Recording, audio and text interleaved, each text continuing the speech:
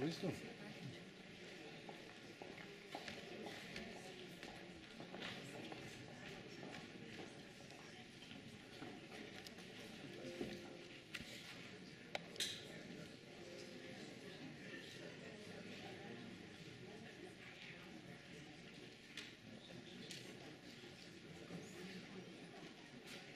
Vamos a dar inicio a la mesa de encuentro regional Asuntos Políticos y Electorales y a continuación nuestros símbolos patrios, himno nacional de la República de Colombia.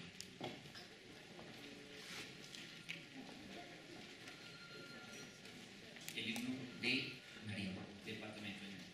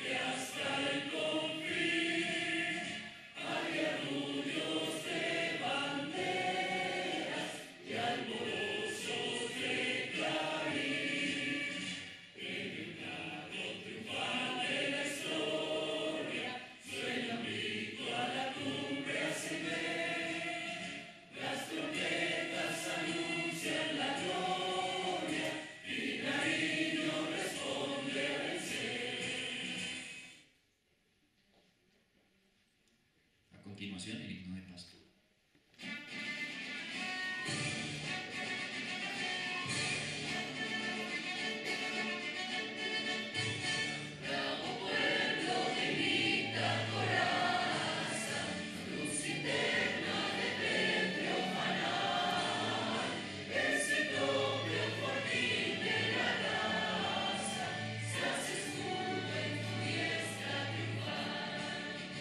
Cuando siglos de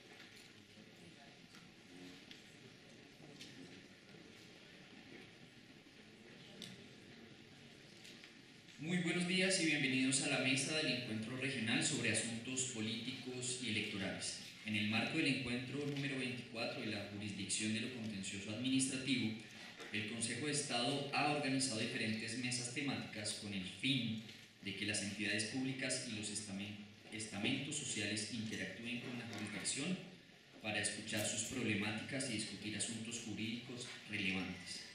Agradecemos especialmente el apoyo para la realización de esta actividad que hoy nos convoca la Asamblea Departamental de Nariño, el Consejo de Pasto, el Tribunal Administrativo de Nariño y Putumayo y la Universidad de Nariño. También le damos un saludo muy especial a nuestros invitados, el doctor Enrique Rosero Puerto, Contralor Departamental, el doctor Jorge Pinza Delgado, de la Personería Municipal de Pasto, el doctor Mauricio Guerrero, Secretario de Salud Municipal, alcaldes de Pasto, concejales, personeros, candidatos a corporaciones, a la comunidad en general, al subcomandante de la Policía de Nariño, el coronel César Castaño, y a la personera de Pasto, Angie Ruales. Para dar inicio a esta jornada le damos la palabra a la doctora Rocío Araujo Oñate, presidenta de la sección quinta del Consejo de Estado. Invitamos ahora al doctor Daniel Peñuela, presidente de la Asamblea Departamental de Nariño, y también al doctor Wilfredo Manuel Prado Chirán, presidente del Consejo Municipal de Pasto. Ya le doy la palabra, doctora Rocío.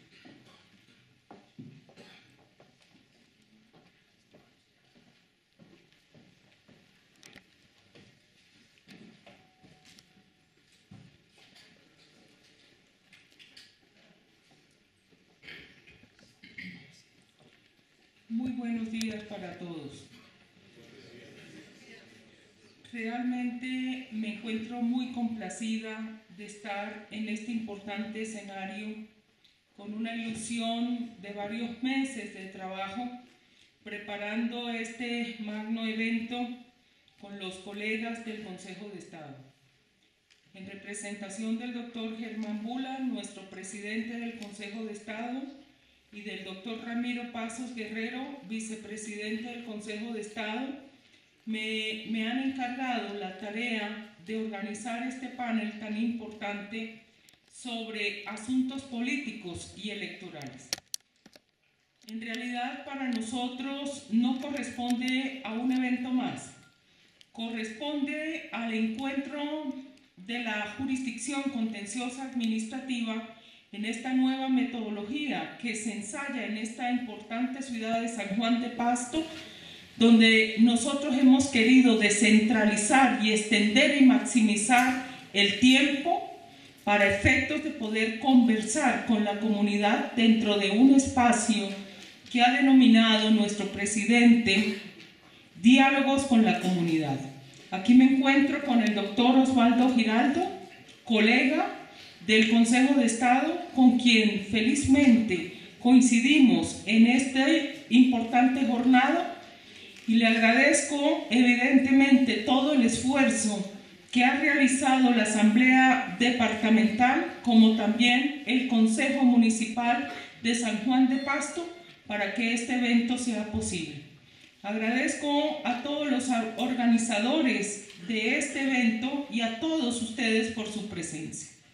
Ustedes se preguntarán por qué es importante que se haya descentralizado los diálogos con la comunidad.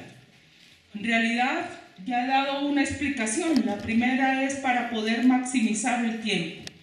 Hay personas como ustedes que se encuentran interesados en los asuntos electorales y en los asuntos políticos.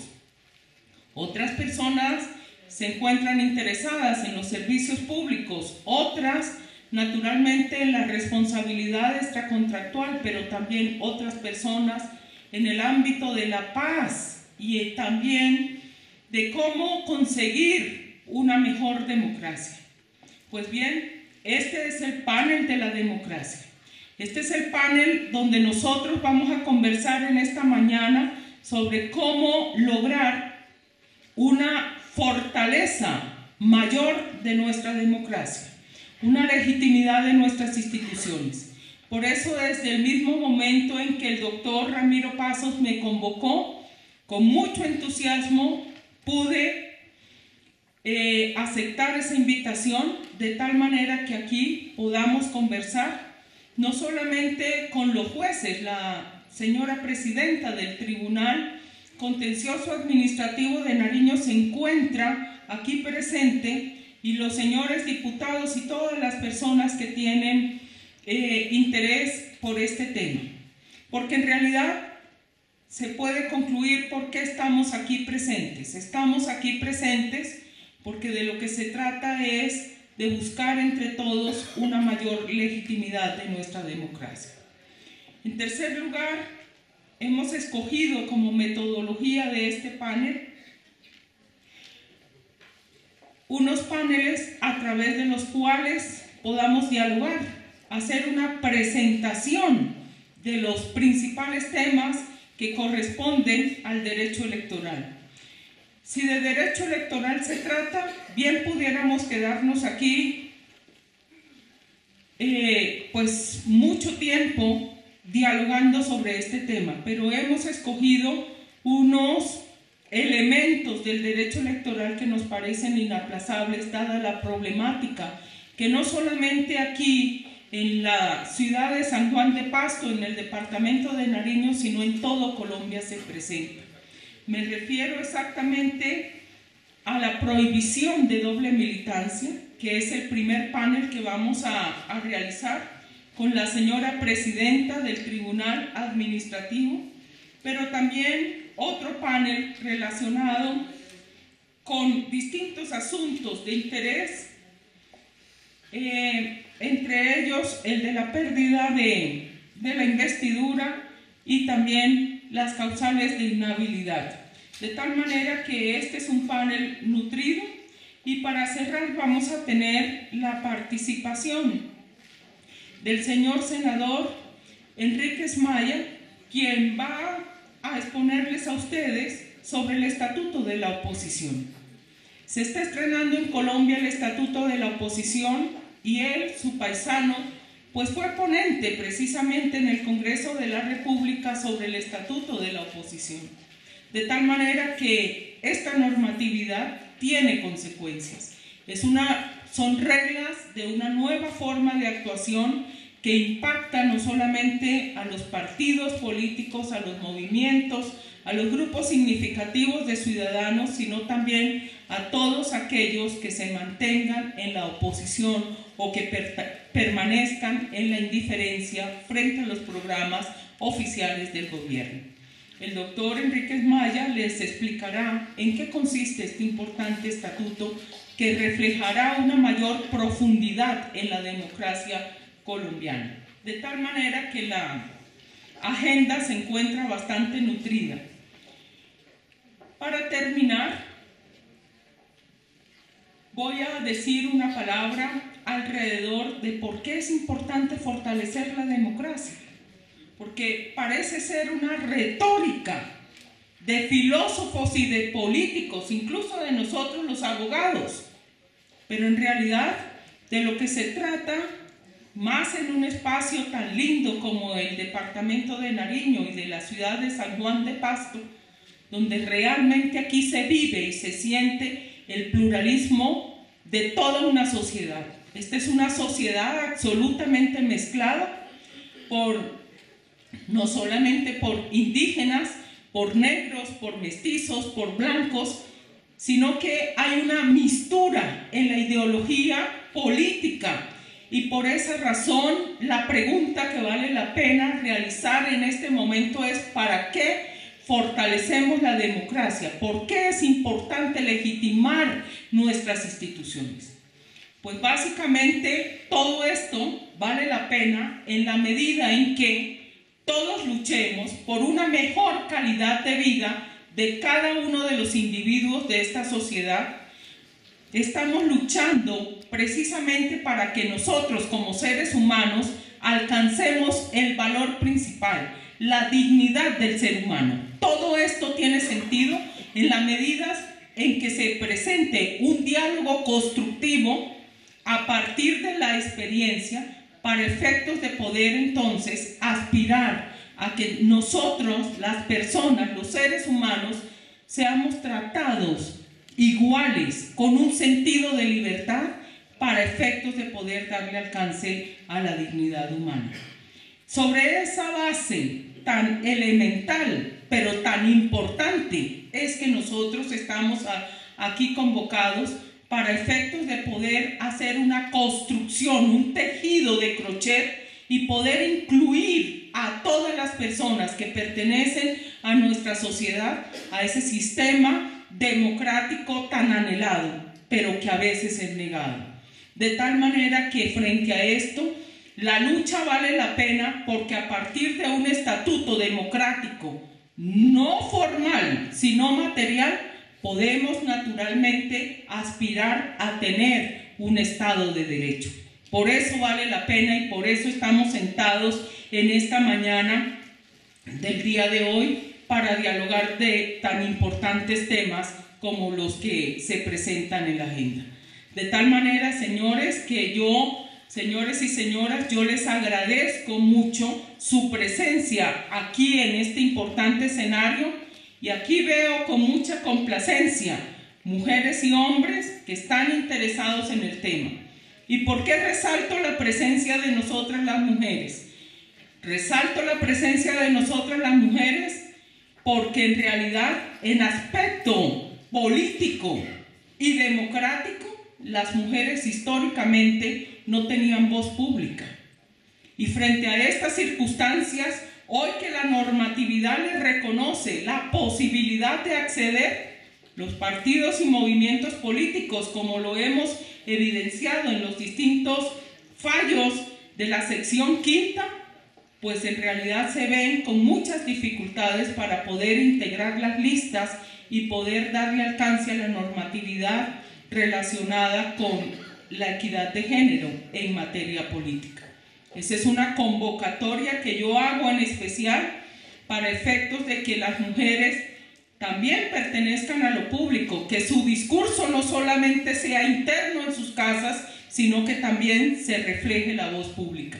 De tal manera que con estas ideas muy generales quiero dar inicio a este importante seminario del día de hoy y además les extiendo la invitación para que nos acompañen en estos 3 días de encuentro de la jurisdicción contenciosa administrativa, donde se van a dar debates sobre muchos temas que son de interés para toda la sociedad colombiana. Les agradezco mucho su presencia, su participación y ojalá que hayan muchas preguntas para efectos de poder entonces realizar un verdadero diálogo con la comunidad, como es el propósito del Consejo de Estado y ojalá de toda la jurisdicción contenciosa administrativa. Muchas gracias.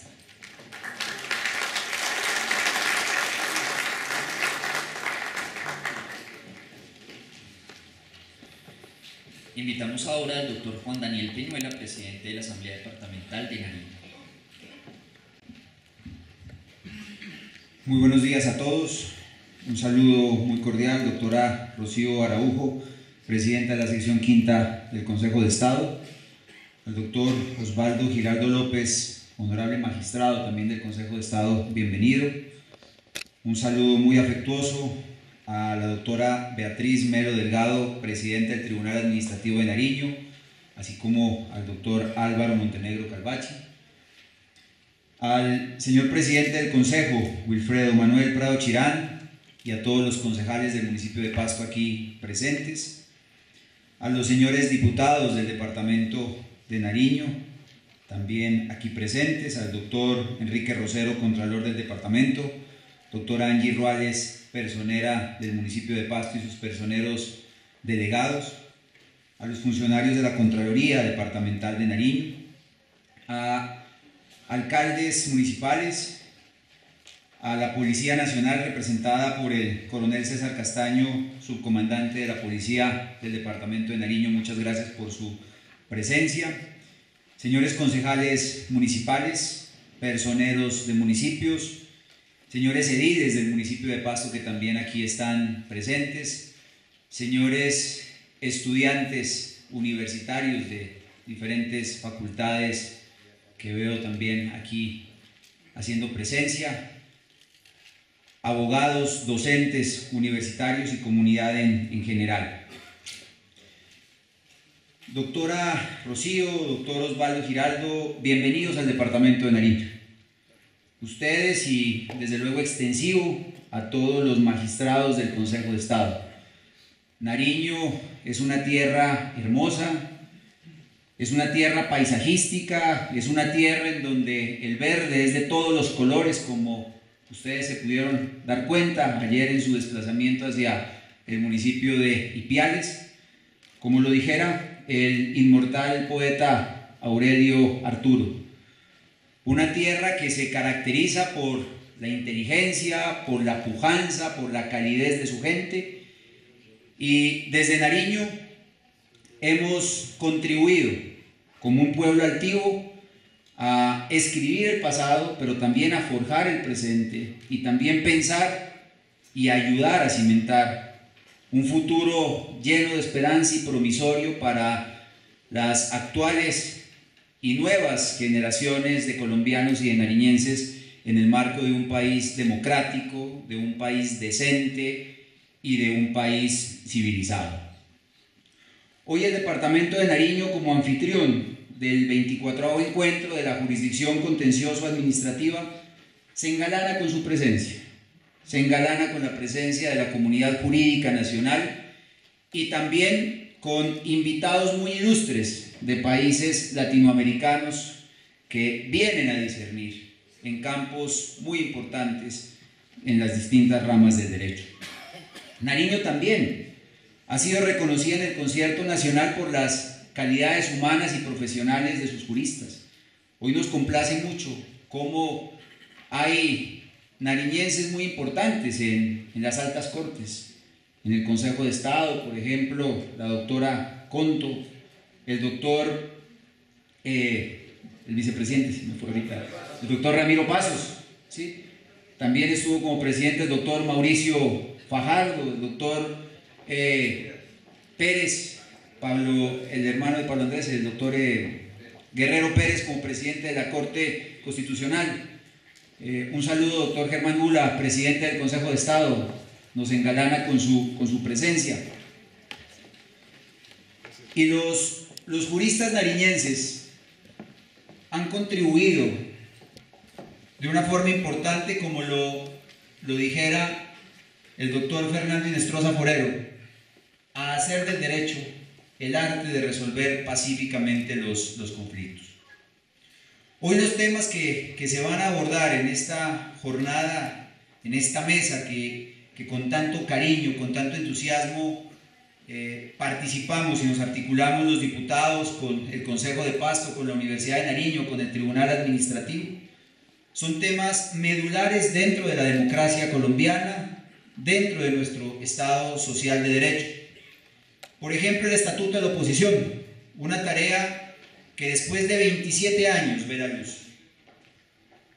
Un estatuto que se intentó 11 veces sin éxito desde el año 1993 en el Congreso de Colombia, pero que hoy ve la luz con la expedición de la Ley 1909 del año 2018, una ley estatutaria que se constituye como una excelsa garantía para que quienes forman parte de las corporaciones de elección popular que se declaran en oposición puedan ejercer con garantías ese gran control político que es necesario en las corporaciones públicas frente a los niveles de gobierno nacional, departamental o municipal, para que se fortalezca ese sistema de pesos y contrapesos.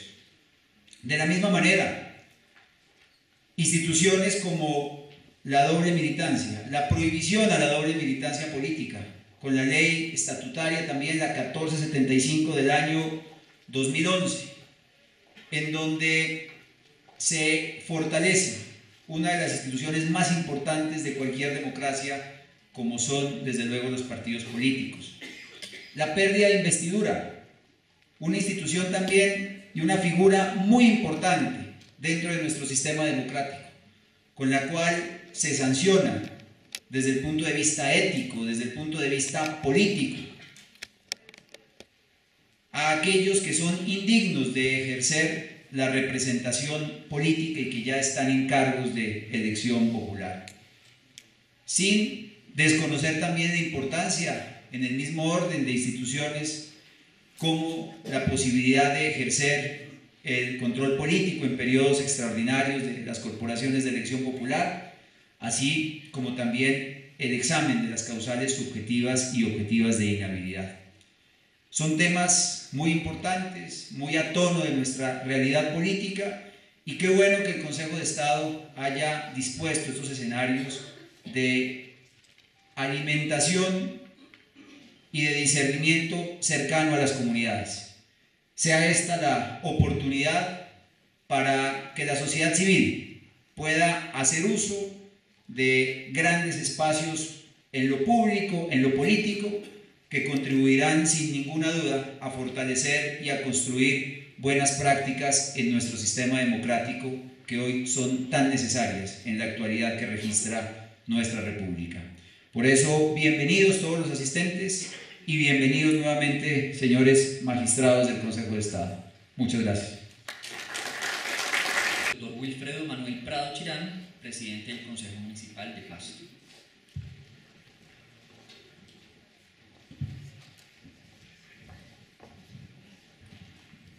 Buenos días para todos y para todas. En el nombre del Consejo Municipal de Pasto, quiero darles la bienvenida, la calurosa, a este encuentro del 24º encuentro de la Comisión de lo Contencioso Administrativo.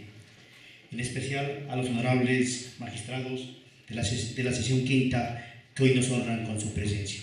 Para nosotros es de suma importancia que se tenga en cuenta a nuestro gran municipio de Pasto en este magno evento que desarrollará indudablemente conocimiento en lo político y en lo social a la juventud y a todas las personas que hacemos parte de este desarrollo nacional. Este es un día de suma importancia, ya que contamos con la presencia de los distinguidos magistrados que hacen parte del Tribunal de lo Contencioso Administrativo y que constituye para nosotros una fuente inosgable de estudio, dedicación, que han forjado años tras años para tener un gran conocimiento, para entregarnos hoy desde ese conocimiento a nosotros como pastusos, nariñenses y colombianos. Ha sido gracias a los magistrados de la sesión quinta que justamente han dedicado tiempo, mucho tiempo, para tratar de solucionar problemas de lo político relacionados con las incansables demandas que realmente se presentan años tras años y que justamente con la honorabilidad, con el respeto que ellos se merecen y que nos merecemos nosotros, quieren el desarrollo de una política honesta, de una política transparente. De ellos depende el gran trabajo y la gran lucha para nuestros beneficios importantes. De esta manera, su labor se considera en el ejercicio transparente de la democracia, una garantía de honorabilidad en el desempeño político, una garantía de la cabal aplicación de los principios constitucionales y legales que gobiernan el sistema electoral. Es por ello que el Consejo Municipal de Pasto se une a las voces de gratitud por haber forjado este escenario de diálogo y formación política que constituye un objetivo social de gran talante para incentivar y la participación activa de los ciudadanos en los asuntos que le atañen. Hoy es importante, la palabra es la protagonista de este gran encuentro, pero no la palabra frívola, la palabra superflua, sino aquella perenne que deja huella de honestidad, de transparencia. Ya lo decía uno de nuestros más destacados poetas nariñenses, el venteño Aurelio Arturo, abogado de profesión, a quien quiero citar en unas cortas palabras de su lírica. Nos rodea la palabra, la oímos, la tocamos, su aroma nos circunda, palabra que decimos y modelamos con la mano, fina o tosca, y que forjamos con el fuego de la sangre. Sean todos y todas bienvenidos a este bello departamento del suroccidente de Nariño. Seguros estamos que este gran trabajo que viene a hacer la sección quinta en estos temas electorales será de gran conocimiento para cada uno y cada una de nosotros. Muchas gracias.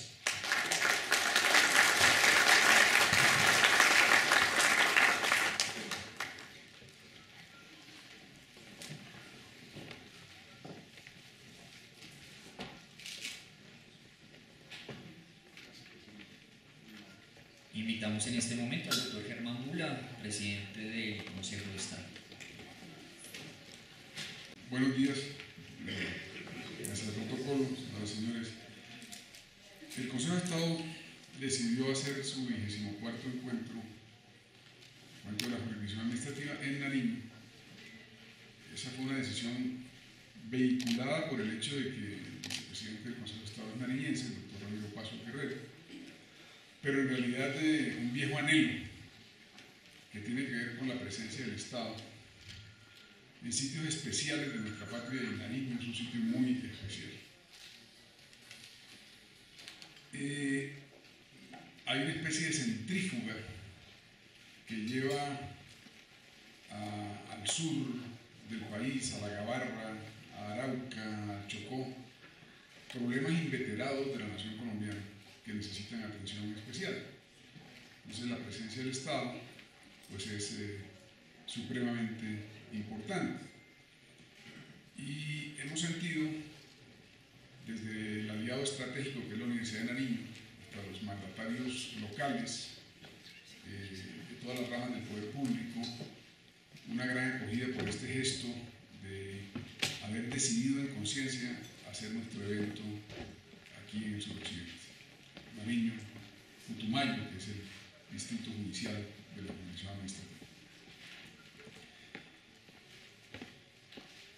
Desde hace 3 años, el Consejo de Estado entró en la Alianza para el Gobierno Abierto, una iniciativa de Angela Merkel, Obama y otros mandatarios, que lleva ya unos 6 años.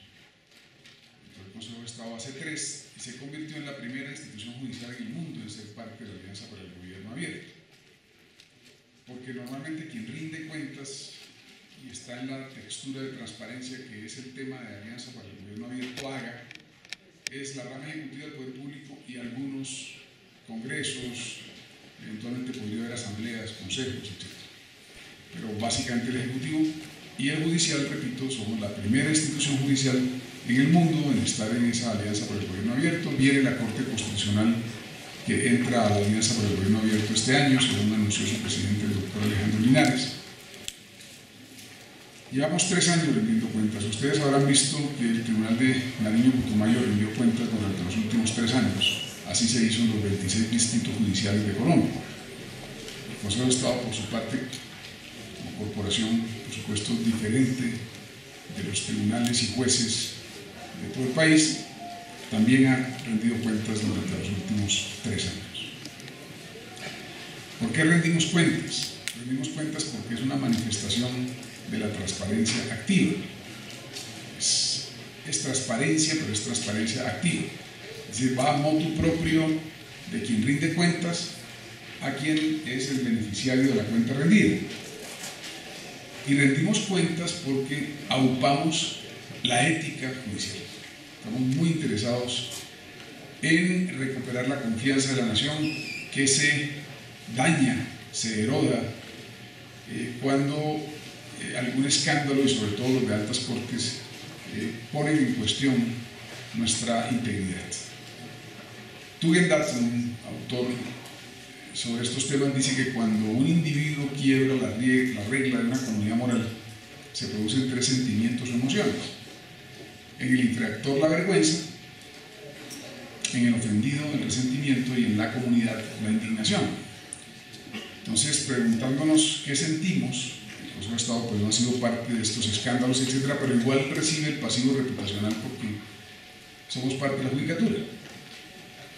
Es lo que sucede con la nación colombiana cuando un individuo por allá en un estadio en el Mundial pone a una japonesa a decir vulgaridades aprovechándose de su ignorancia del castellano. Entonces la indignación cubrió a toda la nación, todos nos sentimos molestos porque nos hacía quedar mal a los demás. Entonces uno también tiene vergüenza, digamos, de cuerpo. Oigo de vez en cuando decir, por ejemplo, a la policía, excúsenme que ponga el ejemplo, al comandante general de la policía, que algún individuo mancilla la institución. Y eso sucede con los maestros, con los empresarios, con cualquier cuerpo profesional, cuando alguien quiebra las reglas morales de ese cuerpo. Entonces, se siente vergüenza, aunque sea ajena, se siente resentimiento porque también me afecta a mí como juez que haya hechos desdorosos, y se siente indignación porque soy parte de esa comunidad judicial, pero también soy parte de una comunidad nacional y mundial que sabe que necesita fortalecer, digamos, la ética en las relaciones de los seres humanos. Entonces, rendimos cuentas por mores de transparencia, rendimos cuentas y estamos en la transparencia para aupar la ética judicial. Y estas tres cosas tienen que ver con podernos parar delante de la gente, en este caso de actores ligados a las cuestiones electorales y políticas, a hablar de cultura de la legalidad. No podríamos estar aquí frente a este micrófono, en este atril, si tuviéramos que ruborizarnos por nuestra conducta. Y no podríamos estar aquí para hablar justamente de cultura de legalidad, que es ese nivel de cumplimiento de la ley, de la moral o de las normas culturales que hay en determinados grupos sociales. En Japón, el tsunami y el estallido de la planta nuclear nos mostraron una nación con una cultura de legalidad bastante más alta que la nuestra. La gente iba a comprar agua al supermercado y compraba un bidoncito. Y la razón era, es que atrás hay gente que necesita agua. No quiero imaginarme ciertos sectores de nuestra sociedad comprando, mijo, compre 13, los que pueda, lo que le alcance, fíe si es necesario, después de pronto revendemos, etcétera, las boletas del fútbol, en fin. Entonces, cultura de legalidad. ¿Y por qué queremos cultura de la legalidad? Bueno, hay muchas razones, pero quisiera aplicar una profesional. A nuestros despachos, a los despachos del doctor Osvaldo Giraldo, de la sección primera del Consejo de Estado, de la doctora Rocío Araújo, de la sección quinta, llegan justamente los problemas que se producen en el entorno.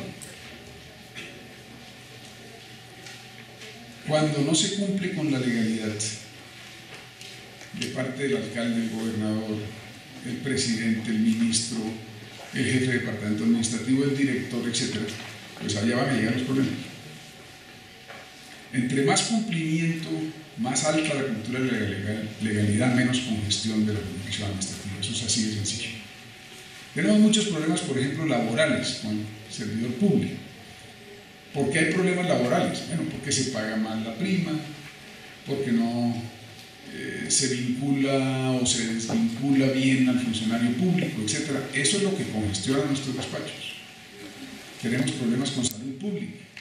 Para dar un pañal, vaya y haga una tutela, pues entonces el señor va a dónde el juez a hacer la tutela. Entonces 800.000 tutelas en el país el año pasado significa que hubo, se supone, por lo menos en principio, claro, no todas prosperan, naturalmente, pero hubo 800.000 casos en que algún ciudadano o ciudadana sintió que se le había violado un derecho fundamental. Entonces la tarea no es que siga creciendo esa cifra, sino que decrezca la cifra, que haya menos casos que ameriten la decisión de un ciudadano de conseguir un abogado o de ir directamente a presentar una acción de tutela porque se le habría violado un derecho fundamental. Me refiero a Finlandia, por ejemplo.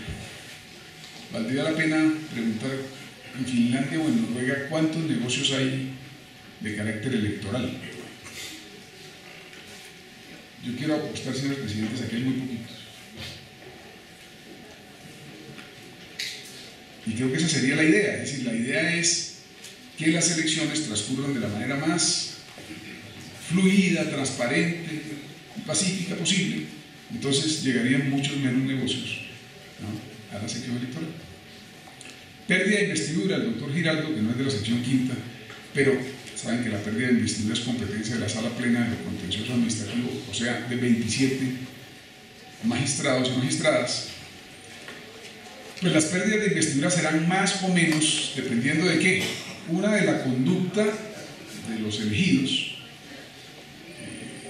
que es la que da origen a las demandas de pérdida de investidura, y dos, también de la conducta de sus opositores políticos que en ocasiones demandan, ¿no?, pérdidas de investidura que no pueden ser concedidas por el Consejo de Estado porque sencillamente no se dieron las circunstancias fácticas que exige la ley para que se decrete una sanción tan severa como la pérdida de investidura.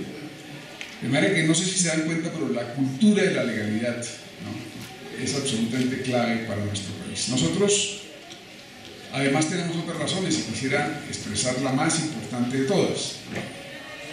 La cultura de la legalidad no es un asunto poético, estético, filosófico o ético, simplemente, sino que tiene que ver con la calidad de vida de las personas. A mayor cultura de la legalidad, bajan los costos de transacción y se liberan recursos para invertir en educación, salud, en las cosas más importantes. Menos guías, menos controladores, menos ruido, menos calor y más inversión en las cosas que la gente necesita. Quisiera poner un ejemplo sencillo. En Inglaterra hay unos hotelitos muy baratos que se llaman Bed and Breakfast, que traduce cama y desayuno.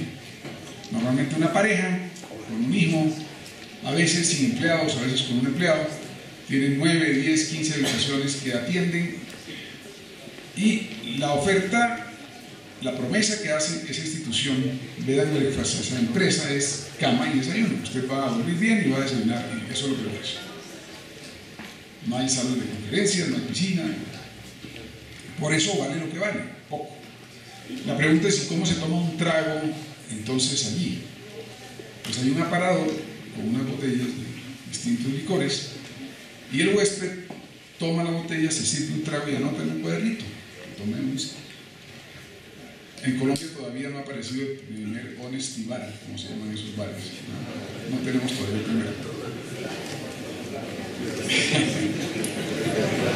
Se ríen a niños, pero en Medellín el alcalde está haciendo un experimento muy interesante que son las tiendas de la honestidad. Recuerden, ustedes han visto en la prensa las tiendas de la honestidad y el nivel de cumplimiento de pago de la gente que paga porque quiere, no hay nadie, ¿no?, mete su dinerillo ahí, es de más del 96%. De manera que por lo menos hay un experimento que nos permite soñar en construir una nación diferente. Dicen que uno de esos que se ganó un reality de, ¿cómo se llaman esos realities que hacen deporte? Desafío, no sé qué pasó. Un isleño vive en Providencia y tiene un sitio allí y le dice a la gente qué van a comer. Entonces sale a comprar las cosas y mientras tanto deja todo allí, la gente toma la cerveza, paga, etc. Y se comporta casi como si fuera en Noruega. Entonces con esto termino diciéndoles que descubrimientos académicos sostienen hoy, hechos en universidades de todo el mundo, que la gente tiende a comportarse más de acuerdo con dónde está que cómo la persona es. Es decir, cuando venimos a este foro, a la Cámara de Comercio, no, automáticamente se activa un patrón de conducta, cómo me comporto en un foro del Consejo de Estado con el liderazgo político local y departamental en la Cámara de Comercio. Entonces hay una conducta, igual que cuando uno va por primera vez a visitar la casa de la novia, uno trata de entender cuáles son los patrones de conducta, entonces uno se comporta más, es decir, pues lo más fácil. Ayer en Ipiales decíamos, no es lo mismo cómo me comporto en Carnaval de Blancos y Negros, ¿no?, que en este auditorio. Son dos conductas distintas. Eso lo que significa es que en los espacios en que actuamos, en el Consejo de Estado, en mi despacho, en mi sala, en el Consejo de Estado, en la jurisdicción, nuestra conducta tiene la capacidad de generar cambios. no cambiamos a los demás, cambiamos nosotros, cada cual, pero generamos espacios de cambio alrededor para formar mejores ambientes éticos. El Consejo de Estado se complace de estar aquí para hablar de estos temas en el día de hoy. Dar las gracias Urbi et Orbis, para no mencionar a tantas personas que han hecho posible este evento. Deseo yo a ustedes el mejor de los éxitos. Somos justicia abierta. Esta es una práctica de transparencia, este diálogo con la comunidad. Que tengan el mejor de los días. Gracias.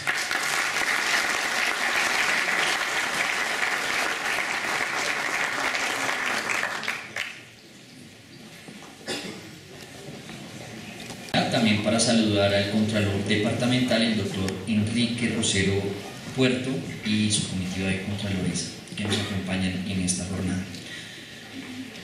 Continuamos nuestra jornada con la conferencia sobre la doble militancia a cargo de la doctora Rocío Araújo Oñate, presidenta de la sección quinta del Consejo de Estado. La doctora Rocío Araújo Oñate es presidenta de la sección quinta del Consejo de Estado, abogada de la Universidad Nuestra Señora del Rosario con especialización en Derecho Administrativo de la misma universidad y cuenta con una maestría en Ciencias Administrativas con énfasis en Derecho Administrativo de la Universidad Alemana de Ciencias Administrativas Speyer y en Ciencias Jurídicas con énfasis en Derecho Constitucional de la Universidad Ruprecht Karls Heidelberg del mismo país.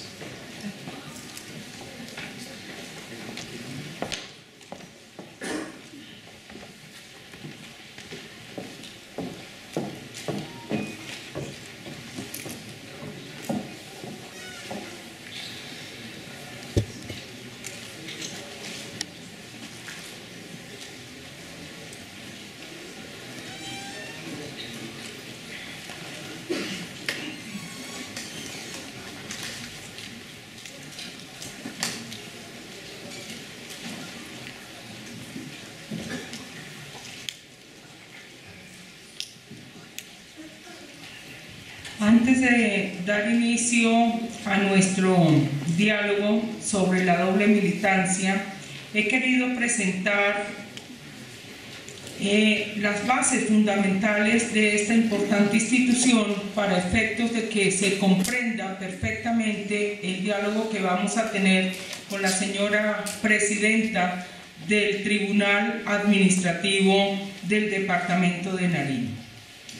Cuando nosotros estamos hablando de la prohibición de doble militancia política, con fundamento en la perspectiva desde la jurisprudencia, estamos hablando nada menos y nada más que de una limitación que se encuentra razonable, o sea, constitucional, al derecho fundamental a elegir y ser elegido. ¿Por qué razón? Porque se necesita proteger, en primer lugar, la participación democrática a través del voto depositado por los ciudadanos a favor de un ideario político. Y ese ideario político básicamente lo ostentan los partidos políticos, los movimientos políticos y los grupos significativos de ciudadanos. Así las cosas, lo que se quiere privilegiar es ese ideario político por encima de ideas personalistas, caudillistas de los candidatos. De tal manera que de lo que se trata es de representar el interés general a partir de ese ideario político, y por esa razón vale la pena la limitación razonable al derecho fundamental de elegir y ser elegido. Adicionalmente a lo anterior, desde la óptica de los pronunciamientos de los tribunales administrativos y del Consejo de Estado, también pueden evidenciarse otras aristas con respecto del concepto de la prohibición constitucional de la doble militancia y que se suman a esa perspectiva ya planteada, es decir, la limitación al artículo 40, derecho de ser elegido y elegir, sobre la base de entender un ideario político, privilegiando ideas políticas programas de gobierno, y adicionalmente de lo que se trata es de poder evidentemente superar el caudillismo y las ideas personalistas de los candidatos. ¿Qué más ha dicho la corporación del Consejo de Estado? Pues que se trata básicamente de una herramienta de organización y de disciplina interna de los partidos, de los movimientos políticos y de los grupos significativos de ciudadanos. Porque básicamente de lo que se trata, insisto, es de buscar la cohesión de sus ideas y del fortalecimiento como institución de representación democrática. Esa es una idea muy importante, la idea de organización. Hace un momento les hablaba de la construcción de un tejido social a través de una idea de generar tejido social como un tejido de crochet, es decir, incluyendo a todas las personas que hacen parte de la población. Y desde ese punto de vista, entonces, lo que tenemos es la necesidad de construir para todos.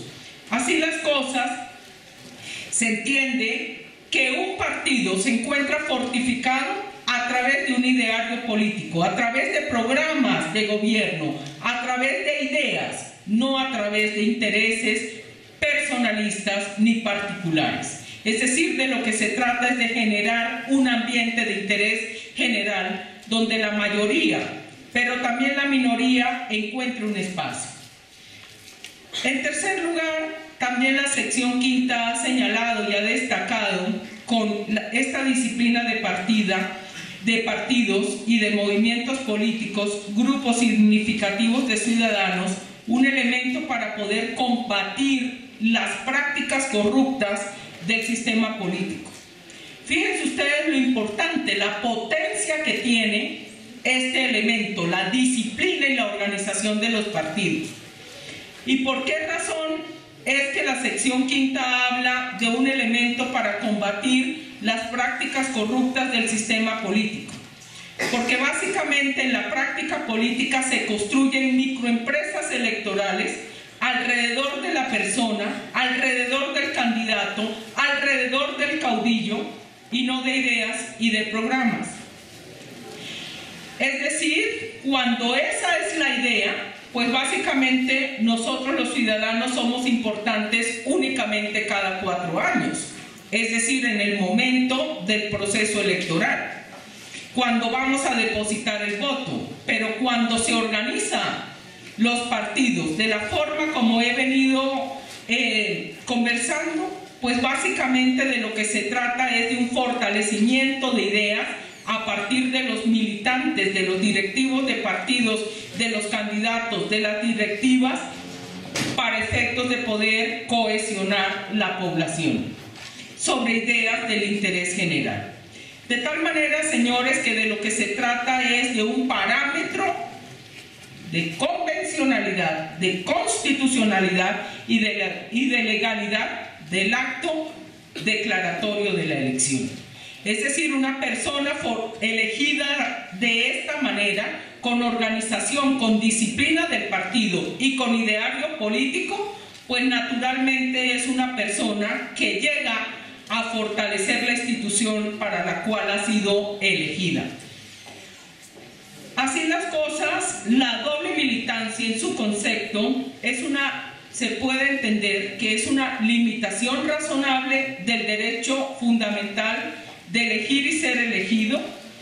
Es una herramienta de organización y fortalecimiento de los partidos y de los movimientos políticos, y adicionalmente también se tiene como un parámetro para el control de constitucionalidad, de convencionalidad y de legalidad del acto electoral. Básicamente el artículo 107 de la Constitución Política establece esta prohibición de doble militancia. ¿Cómo se establece en el artículo 107 esta prohibición?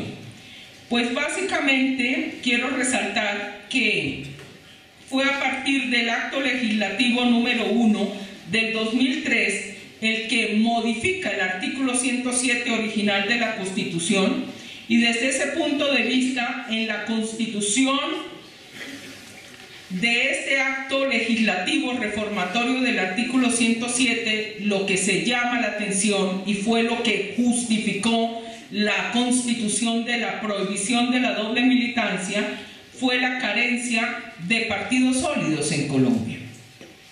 Básicamente, de lo que se trata es de poder cohesionar y generar partidos políticos que representen naturalmente ese ideario político de cada uno de los partidos y movimientos políticos.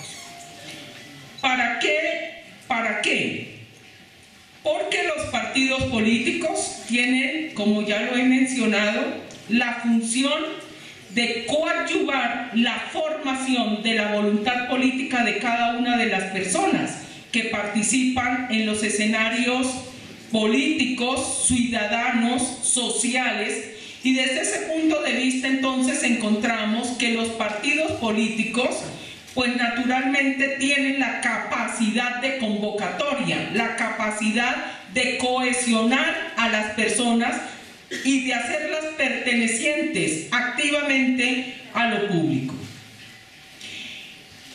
Esa falencia de nuestra democracia colombiana pues ha sido una característica de la política y por esa razón con este acto legislativo 1 del 2003 lo que se ha querido es fortificar precisamente los partidos políticos como núcleo esencial y elemental de la democracia colombiana, para que cada una de las personas realmente se encuentre convencida, no en una circunstancia científica, sino básicamente, por eso mencionamos la opinión pública. No se trata de una verdad científica, sino de una opinión pública. ¿Qué es realmente lo que a mí me parece, lo que a mí me convence, lo que debe ser el interés general?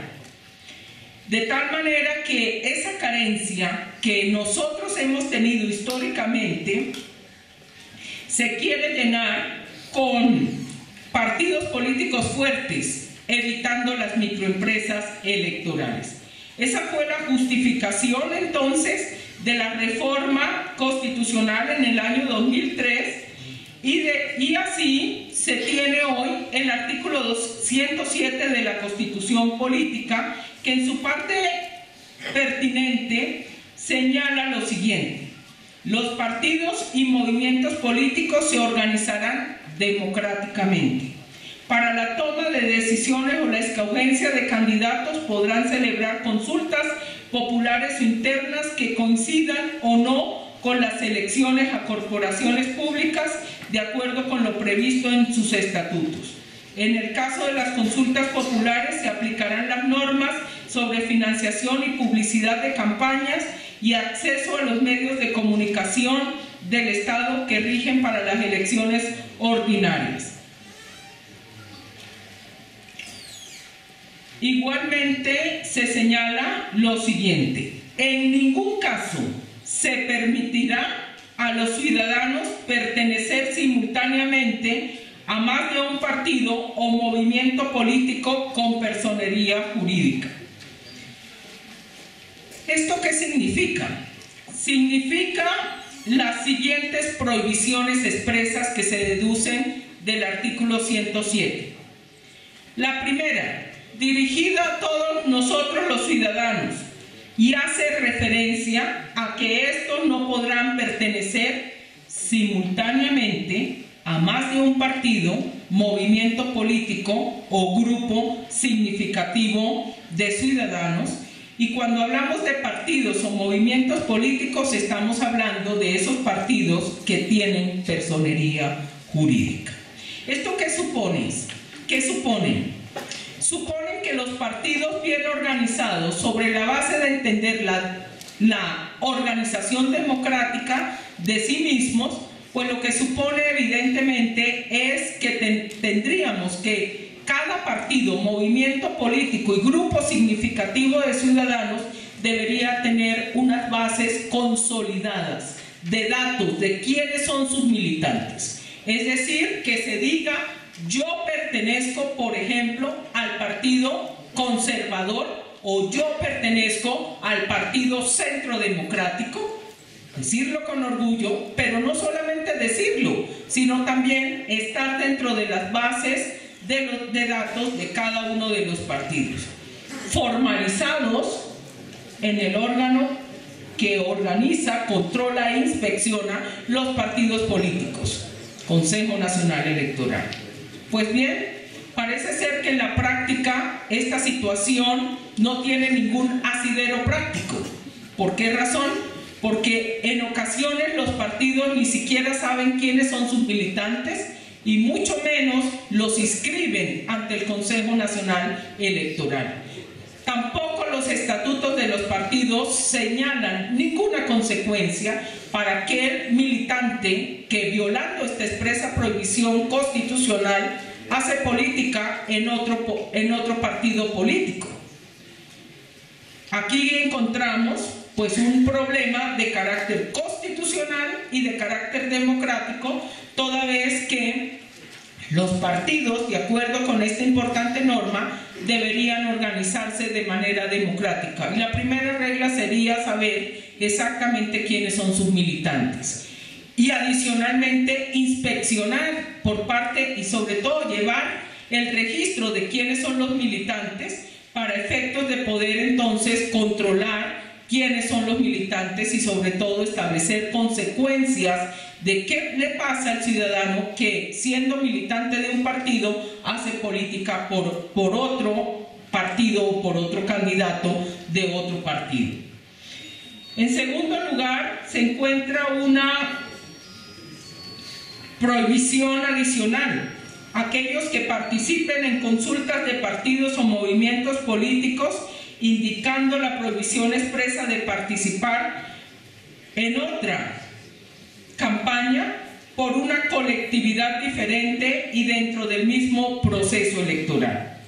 Seguidamente, ya en el año 2009, se tramitó otra reforma política que tuvo igual la finalidad de fortalecer el régimen partidista en Colombia, y en el artículo 107 se señala, además de ello, lo siguiente: quien, siendo miembro de una corporación pública, decida no presentarse a la siguiente elección por un partido distinto, deberá renunciar a la curul al menos 12 meses antes del primer día de las inscripciones.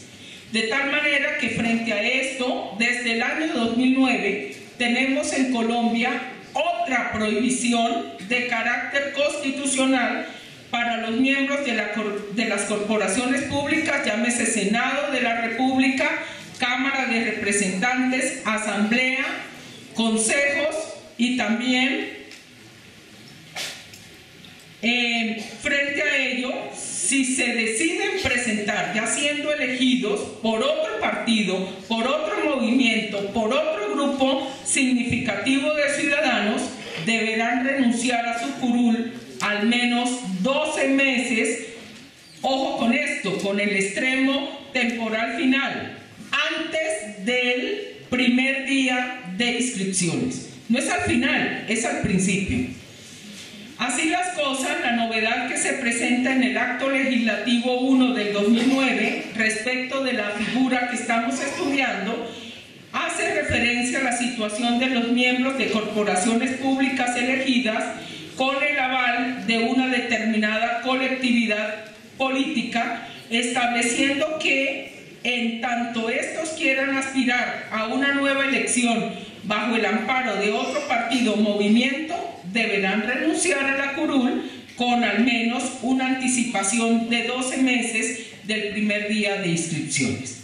Así las cosas, ya tenemos tres grupos de personas que se encuentran descritas en el artículo 107 de la Constitución Política en la forma como ya lo he explicado. Adicionalmente tenemos que la ley, en el artículo 107 de la Constitución Política, se encuentra una reserva de ley, estatutaria por supuesto, para efectos de poder extender otras causales de doble militancia. Y es muy importante no solamente el artículo 107 de la Constitución Política, sino también el artículo 2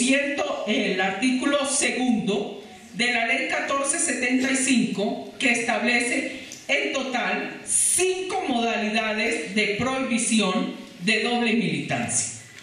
Así las cosas, me voy a permitir señalar qué es lo que dice este importante artículo. Prohibición de doble militancia. En ningún caso, artículo 2, repito, de la Ley 1475, en ningún caso se permitirá a los ciudadanos pertenecer simultáneamente a más de un partido o movimiento político. Es decir, se reproduce la causal de prohibición establecida en el artículo 107.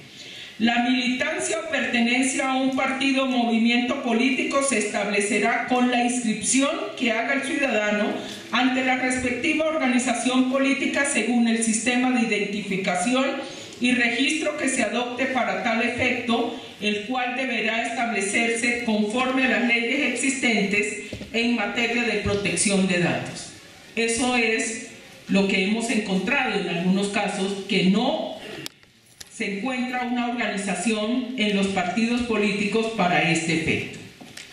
Quienes se desempeñen en cargos de dirección, gobierno, administración o control dentro de los partidos y movimientos políticos o hayan sido o aspiren ser elegidos en cargos o corporaciones de elección popular, esto ya tiene que ver con la pertenencia a la dirección, al gobierno, a la administración y al control. Estas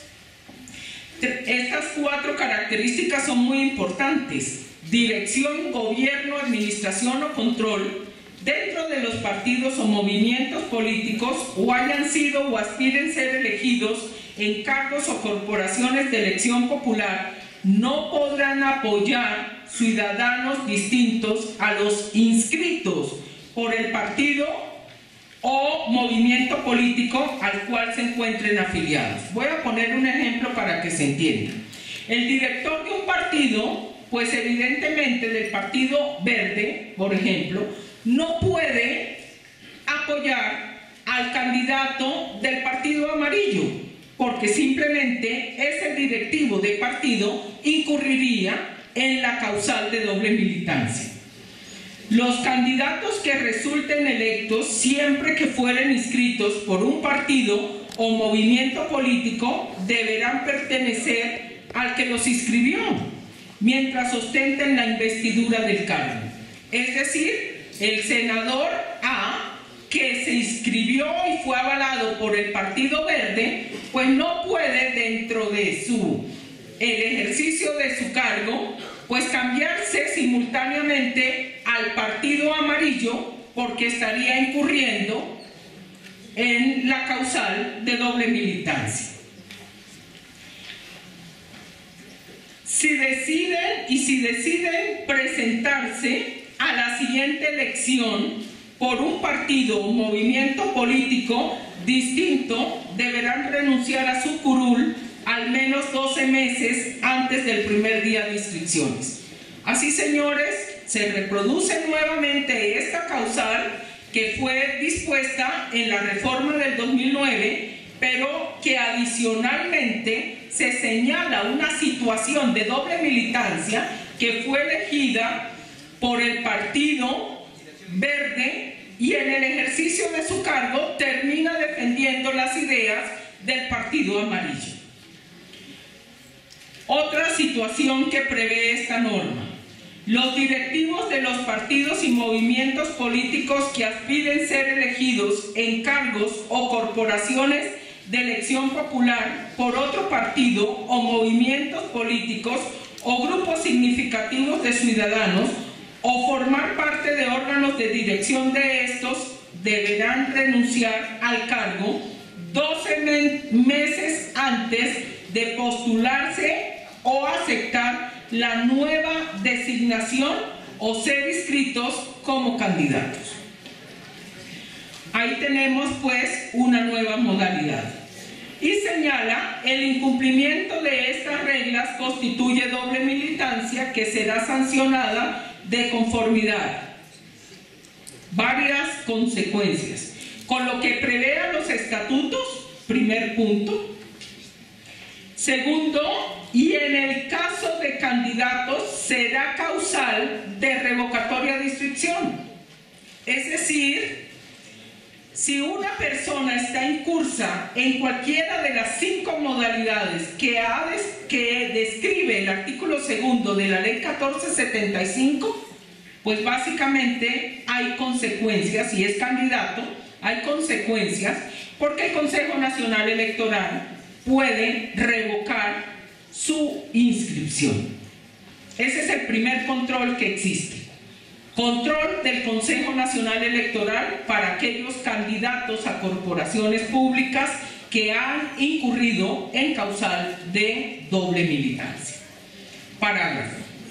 Las restricciones previstas en esta disposición no se aplicarán a los miembros de los partidos y movimientos políticos que sean disueltos por decisión de sus miembros o pierdan la personería jurídica por causas distintas a las sanciones previstas en esta ley, casos en los cuales podrán inscribirse en uno distinto con personería jurídica sin incurrir en doble militancia. ¿A qué se refiere este parágrafo del artículo 2? De aquellas miembros de partidos o movimientos políticos que se encuentran disueltos por decisión de sus miembros o pierdan la personería jurídica. ¿Por qué razón? Porque se privilegia el derecho de elegir y ser elegidos. Si no, estas personas estarían un lapso sin partido ni movimiento. Entonces, por esa razón es que estas personas que antes eran militantes o que fueron candidatos o que fueron elegidos por estos partidos, pues después pueden escoger libremente a cuál organización quieren pertenecer, por cuanto lo que no se quiere es que dejen, por esa razón de disolución del partido, no queden sin partido.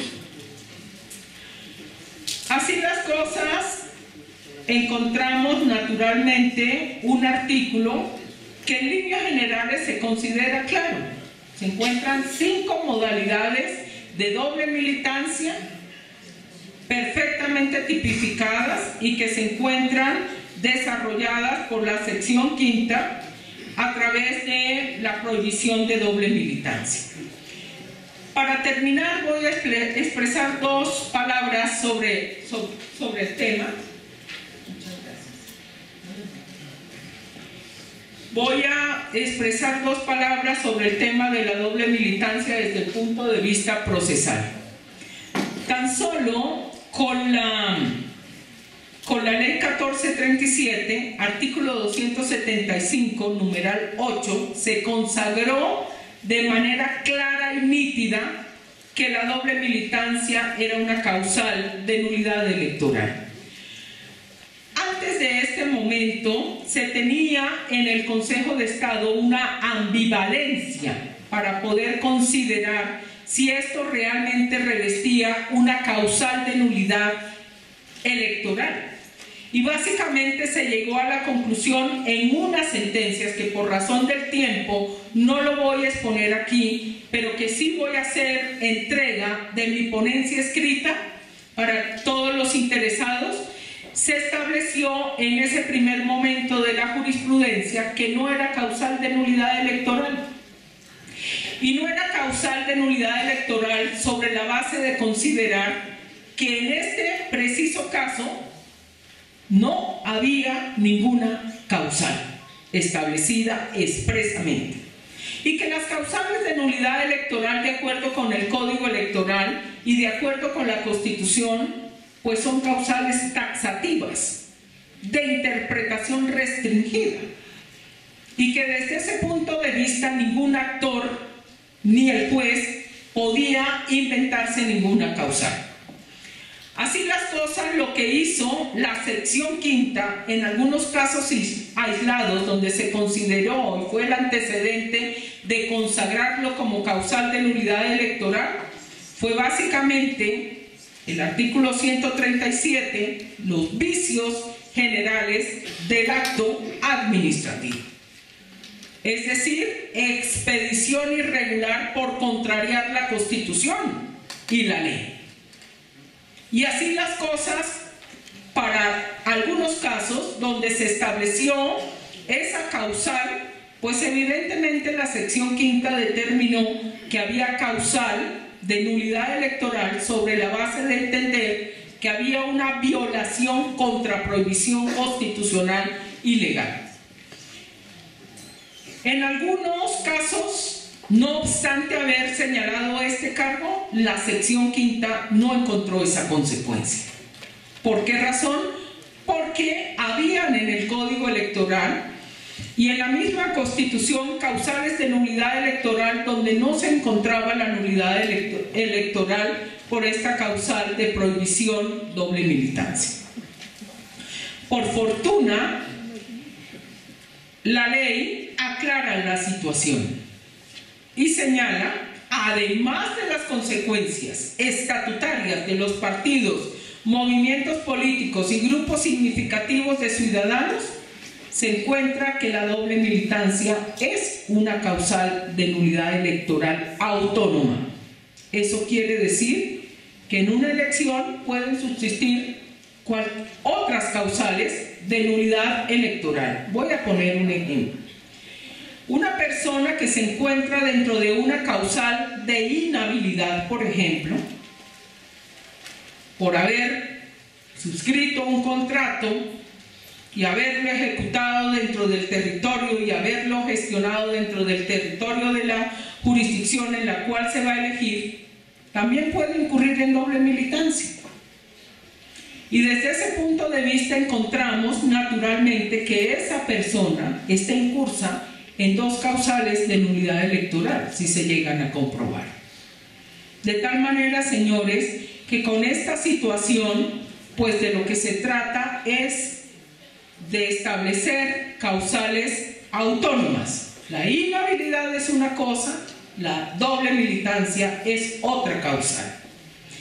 Así las cosas, si uno mira el conjunto, el contexto de donde se encuentra la doble militancia, encontramos naturalmente unas causales autónomas, artículo 275, y básicamente encontramos que esas causales se encuentran todas resumidas en el artículo 275, pero también se encuentran auxiliadas por las causales genéricas del artículo 137 de la ley 1437, es decir, para todas aquellas que asisten al acto administrativo. Me estoy refiriendo a la infracción de norma superior, a la expedición irregular, a la falsa motivación, al desvío de poder y a la violación del debido proceso. Además de las causales del artículo 275, estas otras causales vienen a amparar las causales autónomas del artículo 275. Antes, ¿cómo se sancionaba esto? Pues básicamente, insisto, que buena responsabilidad la tienen los partidos políticos, los movimientos políticos y los grupos significativos de ciudadanos, quienes tienen la responsabilidad, yo lo pongo en términos de responsabilidad, de establecer qué consecuencias le encuentran a la doble militancia internamente en sus partidos. Y aquí termino como comencé. Básicamente de lo que se trata, señores, es de la pureza de nuestra democracia. Y si esto es así y esto es un problema de los partidos, pues en realidad son los partidos, los movimientos políticos y los grupos significativos de ciudadanos quienes deben, en primer lugar, establecer qué consecuencias hay para la persona, el ciudadano, que incurre en doble militancia, o sea, por la modalidad de militante. ¿Qué consecuencias hay para las personas los candidatos que apoyen a otros candidatos de otros partidos.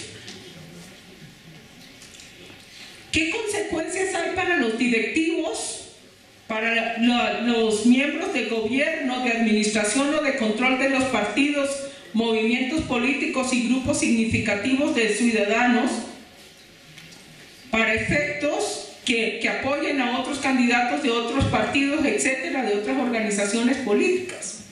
Creo que si se trata de la cohesión social, de la cohesión de ideas, pues en realidad es el partido, la organización política en general, los que deben encontrar en sus estatutos las consecuencias. Lo que sí resulta no solamente contrario a la Constitución, es decir, ilegal, inconstitucional, inconvencional, pero también falta de ética, es que se encuentren partidos que estén como en arrocito en bajo, es decir, con coqueteos permanentes. Es decir, estoy en el Partido Liberal, por ejemplo, y tengo un arrocito en bajo en el Partido Conservador. En esa infidelidad constante, porque esa infidelidad constante es realmente lo que no nos permite organizar los partidos políticos, es decir, nos ha llevado al quebranto de esa iniciativa que desde el 2003 se plasmó en la Constitución. Yo los invito, señores y señoras, a que reproduzcan esta idea. Si estamos casados con el partido A, no tengamos arrocito en bajo con el partido B, ni como militante, ni como candidato, ni como miembro de la corporación, ni como directivo del partido. Eso es básicamente el mensaje claro que quiero transmitir. ¿Y por qué esa situación es tan regular, tan deplorable?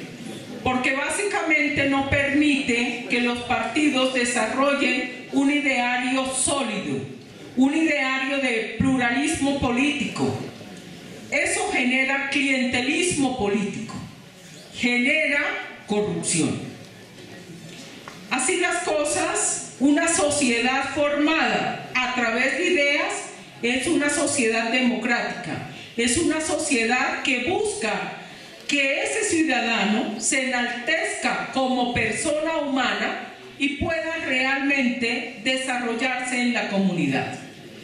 Finalmente, y ya con esto termino para darle continuidad a nuestro diálogo, quiero llamar la atención de cada uno de los asistentes. La Constitución Política tiene un artículo muy importante, el artículo 13 de la Constitución. Y el artículo 13 de la Constitución consagra el principio de igualdad, como lo teníamos también en la Constitución del 86. No habrá discriminación por razones de sexo, raza, religión, género, lengua, costumbres. Un artículo potente, suficientemente potente. Pero ¿saben qué hizo el artículo 13 de la Constitución del 91? Todavía quiso que la sociedad colombiana profundizara más en esto. Y pasó de esa igualdad formal a esa igualdad material. Y a veces por los casos que a nosotros nos llegan y por mis estudios en la academia, me atrevo a decir con todo respeto, si en realidad nosotros los colombianos estamos convencidos de que queremos ser iguales. Esto tal vez refleja un cuestionamiento personal para cada uno de nosotros. Y voy a terminar con un ejemplo. Recién llegada yo del extranjero, de Alemania, donde realmente viví 6 años continuos, me fui al aeropuerto a recoger un pariente y encontré que una señora, muy elegante ella, por cierto, se estaba comiendo una paleta. Compró una paleta y lo primero que hizo fue destapar la paleta y tirar su envoltura en el piso. Yo inmediatamente pensé, a la señora se le cayó el papel.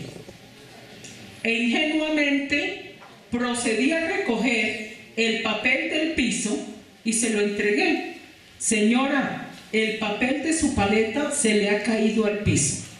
Pues recibí un insulto de esta señora. Con la concepción que yo tengo de la vida y con un estudio muy profundo del principio de igualdad, que fue el fundamento de mi tesis de maestría en Heidelberg, yo pensé, en realidad, nosotros los colombianos tenemos dudas de si queremos ser iguales.